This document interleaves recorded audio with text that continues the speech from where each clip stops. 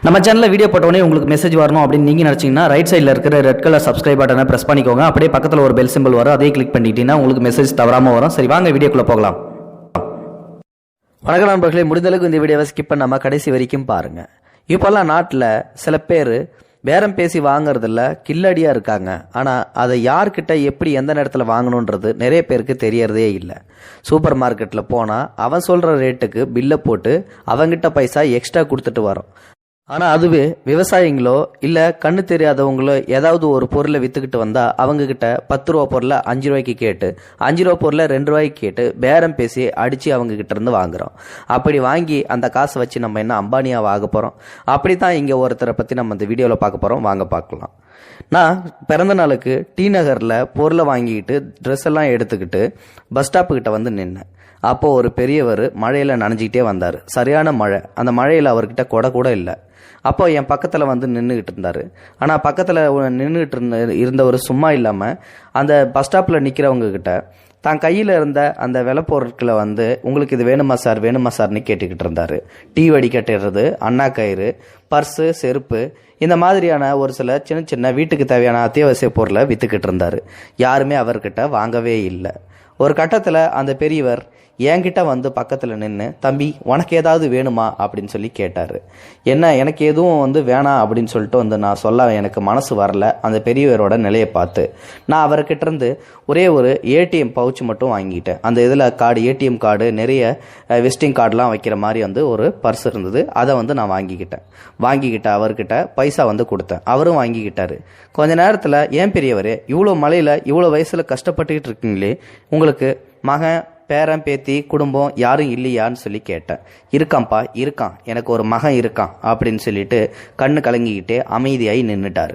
கொஞ்ச நேரத்தில் மழை விட ஆரம்பித்த உடனே லைட்டாக அவர் வெளியே போக ஆரம்பித்தார். மறுபடியும் மழை பெய்ய ஆரம்பிச்சிருச்சு. திருப்பி வந்து இந்த இடத்துட்டே நின்றுக்கிட்டு, ஐயோ மழை விட்டு விட்டு பேஞ்சிக்கிட்டே இருக்குது, இன்னைக்கு ராத்திரி நான் எங்கே தான் படுக்க போகிறேன்னோ தெரியலேன்னு சொல்லிட்டு தனக்கு தானே புலம்பிக்கிட்டு இருந்தார். அப்போ தான் அவர்கிட்ட கேட்டேன், ஏன் பெரியவரே, உங்களுக்கு தான் ஒரு பையன் இருக்காரு, அவர் வீட்டில் போய் தங்கலாமேன்னு சொல்லி கேட்டேன். இருக்கான்ப்பா, என் பையன் இருக்கான், அவனுக்கு கல்யாணம் ஆகி 7 வருஷம் ஆச்சு, இந்த ஊரில் தான் இருக்கான், அவனுக்கு 4 வயசில் ஒரு பொன் குழந்தை இருக்குது, ஆனால் அவன் வீட்டுக்கு என்னால் இப்போ போக முடியாதுன்னு சொல்லி சொன்னேன். உடனே வந்து நான் கேட்டேன், ஏன் பெரியவரை நீங்கள் போக முடியாதுன்னு சொல்லி சொல்கிறீங்க அப்படின்னு சொல்லி கேட்டதுக்கு அந்த பெரியவர் சொன்னார், இல்லைப்பா, நான் சம்பாதிச்சு கொடுத்துக்கிட்டு இருந்த வரைக்கும் என்னை என் வீட்டில் நல்லா ராஜா மாரி மரியாதையாக கவனிச்சுட்டு வந்துகிட்டு இருந்தாங்க. எனக்கு பென்ஷன் வர ஆரம்பிச்சது, என்னோட ஓய்வூதியம் மட்டும்தான் இருந்தது, அதுவும் நிப்பாட்டிட்டாங்க. இப்போ அதுவும் வர்றதில்லை, வேலையும் முடிஞ்சு போச்சு. வீட்டில் உட்காந்து சாப்பாடு சாப்பிட்டுக்கிட்டு இருந்த என்ன உடனே அவங்க ஏளனமாக பார்க்க ஆரம்பிச்சிட்டாங்க. கண்ணுக்கு தெரியாமல் நிறைய பேர் பின்னாடி நல்லது செய்வாங்கன்னு பேர், ஆனால் இவங்க கண்ணுக்கு தெரிஞ்சு என்னை கெட்டது செஞ்சாங்க, இன்னும் ரொம்ப கொடுமைப்படுத்தினாங்க. ஒரு நாள் என் பையன் வீட்டில் இல்லை. என் மருமக என்கிட்ட பக்கத்தில் வந்து என்கிட்ட என்ன சொன்னா தெரியுமா? நான் பார்த்தும் பார்க்காத மாதிரி நடிச்சுக்கிட்டு இருந்தேன். ஆனால் அவள் என்கிட்ட பார்த்துக்கிட்டு என்ன சொன்னா, இந்த ஜென்மெல்லாம் எதுக்கு தான் இன்னும் உயிரோட கடந்து நம்மளை உயிரை வாங்கிட்டு இருக்குதோ, இதுக்கெல்லாம் இளவு எடுக்கணும்னு நமக்கெல்லாம் தலையெழுத்துன்னு சொல்லி என் முன்னாடியே சொல்லிட்டு போனான். என்னால் பொறுத்துக்க முடியல. அப்பத்திலேருந்து எனக்கு ரோஷம் அதிகம் தாங்க முடியாமல் அடுத்த நாளே வீட்டை விட்டு வெளியில் வந்து இந்த மாதிரியான வேலை செஞ்சுக்கிட்டு இருக்கேன். அப்பப்போ என் பேத்தியை பார்க்கணுன்ற எண்ணம் வந்துச்சுன்னா போய் பார்த்துட்டு உடனே அங்கேருந்து வந்துடுவேன். ஏன்னா மறுபடியும் என் மருமக ஏதாவது செஞ்சிருவாளோ ஏதாவது சொல்லிடுவாளோன்னு சொல்லி எனக்கு பயம்.